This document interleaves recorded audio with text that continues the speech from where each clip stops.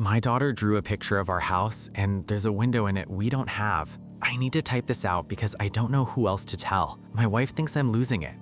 Maybe I am, but I know what I saw, and I need someone, anyone, to tell me I'm not crazy. My daughter Lily is 6. She's in that phase where she draws everything. The dog, her teacher, our house, you name it. The fridge is wallpapered in crayon. I love it. Every stick figure with its wild spaghetti hair makes me smile. That's what dads do. We stick the pictures up and we tell them it's beautiful, and we mean it. 3 weeks ago, Lily handed me a drawing of our house. It was good for a 6-year-old. She got the color right, that faded blue vinyl siding we keep saying we'll replace. She drew the red front door, the 2 big windows on the first floor, the 2 on the second floor, and the little round attic vent near the peak. Except she also drew a window on the second floor that doesn't exist. I didn't think much of it at first. She's 6, kids add stuff. They put chimneys on ranch houses and give dogs 5 legs.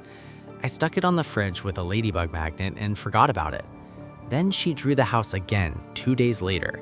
Same window, same spot, between our bedroom and the bathroom on the east-facing wall.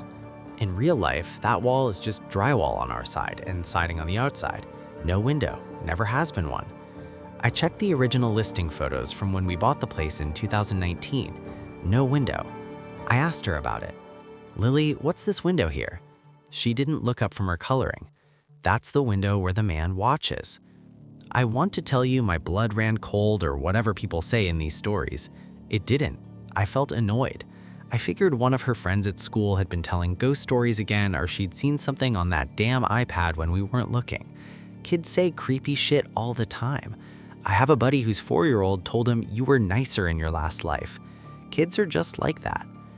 "What man, sweetheart?" "The man who lives in the middle." I asked her what the middle meant. She shrugged the way kids do when they're done talking about something, went back to giving a dinosaur purple spots. I let it go. I should not have let it go. Here's some context about our house. It's a 1987 colonial in a subdivision outside Raleigh. 4 bedrooms, 2.5 baths, 2,400 square feet.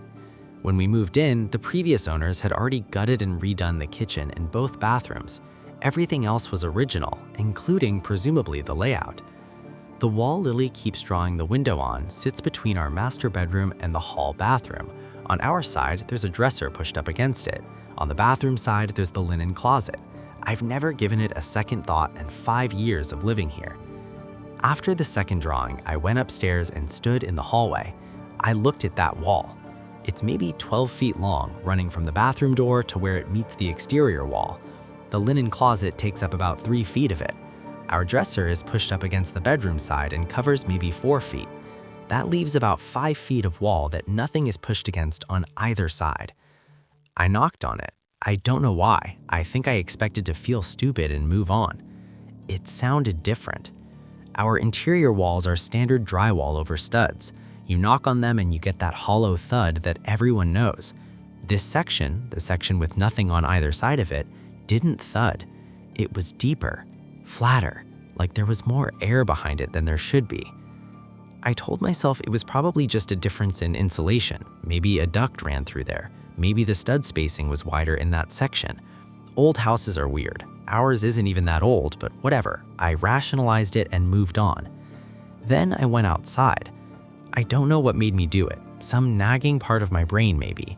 I walked out the front door, down the driveway, and turned around to look at the east side of the house. I counted windows. First floor, kitchen window, dining room window. Correct. Second floor, master bedroom window, bathroom window, guest room window, and about 5 feet of blank siding between the bedroom window and the bathroom window. Just vinyl, no patch, no outline of anything that had ever been a window. But I stood there staring at it, and I swear to God the spacing was wrong. Here's what I mean. On a house like ours, the windows are evenly distributed. They line up with the rooms behind them, and the gaps between them are proportional. But the gap between our master bedroom and the bathroom window was wider than it should have been. Not by a lot, maybe 2 feet. But 2 feet is enough for something to be between them. I couldn't sleep that night. I lay there staring at the ceiling while my wife Sarah breathed slow and steady next to me. I kept doing math in my head. Our master bedroom is 14 feet wide. The bathroom is 8 feet. The hallway is 3.5. That's 25.5 feet of interior space. I got up, went downstairs, and pulled up the county property records on my laptop. The house footprint showed the second floor as 31 feet across on the east-west axis. I did the math 4 times. Every time I got the same answer. There were 5.5 unaccounted for feet in that wall. Not 2, not a duct chase, 5.5 feet. At 2 a.m., I went back upstairs with a tape measure. I measured the master bedroom wall to wall, 14 feet 2 inches. I measured the hallway, 3 feet 8 inches. I measured the bathroom, 8 feet even. I measured the guest room on the other side. The thickness of interior walls accounted for roughly another 10 inches total. I was off by 5 feet 4 inches. There was a space inside our wall that was 5 feet wide, and I had no idea what was in it. I pressed my ear against the drywall in the hallway, the section that sounded wrong. I held my breath. The house was dead silent, that 3 a.m. silence where even the refrigerator feels loud. I didn't hear anything. I think that's what scared me the most, because I was listening for something and the silence that came back was the wrong kind. You know how you can hear the difference between an empty room and a room where someone is being very, very quiet? It was the second kind. The next morning, I told Sarah. She gave me that look, the one she uses when I'm on my 3rd cup of coffee and spiraling about something I read online at 1 a.m. Brian, it's an old house. There's probably a plumbing chase or a mechanical shaft or something. You're going to tear our wall open because Lily drew a window? She wasn't wrong, not entirely. Plumbing chases exist, HVAC shafts exist, but 5 feet wide?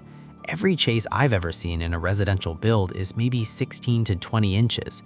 You don't need 5 feet to run some PVC and copper. I called my buddy Marcus, who does contracting work. He came by that Thursday with a stud finder and an inspection camera, one of those little borescope things you snake through a hole. We started in the hallway. The stud finder picked up framing at normal 16-inch intervals across most of the wall.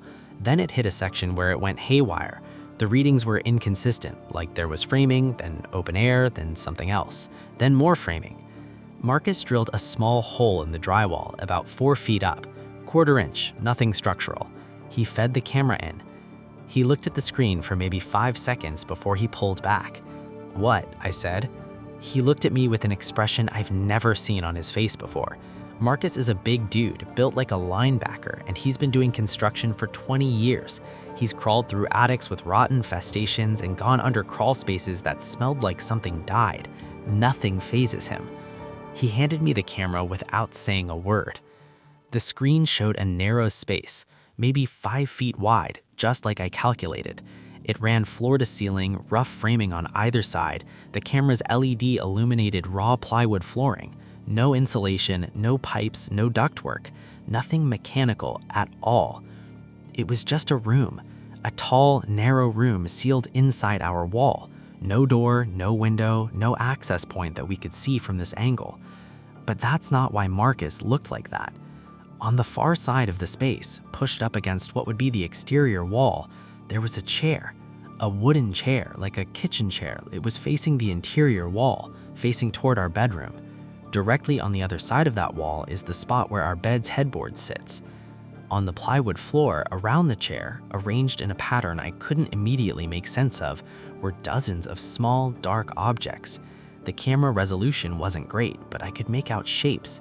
They looked like little bundles, little fabric pouches hand-stitched from what looked like old cotton. The police collected 26 of them. They wouldn't tell me what was inside. I found out later from a friend at the sheriff's department. Hair. Each pouch contained a small lock of hair tied with brown thread, different lengths, different colors. Our house has had 4 owners since it was built in 1987. That's 4 families, multiple people in each family. People who slept in that bedroom for years, their heads against that wall, while someone sat in a chair on the other side and listened to sleep. 3,000 nights. Someone counted every single one. And I think about all the houses in our subdivision. Same builder, same year, same floor plan. There are 46 houses on our street. I wonder how many of them have a window that isn't bare.